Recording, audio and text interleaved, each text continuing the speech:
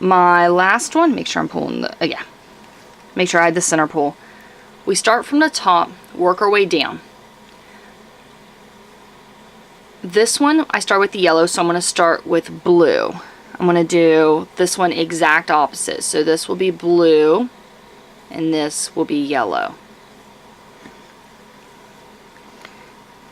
Now for our cast on, I'm actually going to start in the middle of these back pegs, just because I'm doing a garter stitch a garter stitch edging, and it does have a little bit of a seam right here.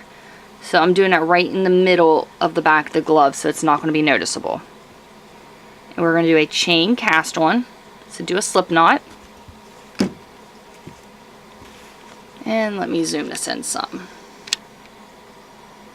We got a slip knot here. And there's 6 pegs marked, so I'm going to start with that 3rd peg. You tighten your knot. Take that little tail to the inside, we'll just weave that in later. You got the loop, take the loop behind the next peg, pull the working yarn through, loop behind, working yarn through, loop behind, working yarn through.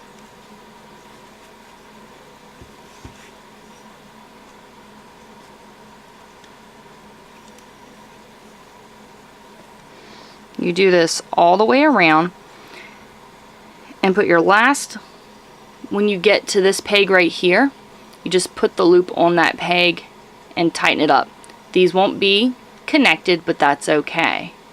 So go ahead and finish that up. Okay, so our cast on is done. You can see this is not connected. I just put that loop on the last one and tightened it up.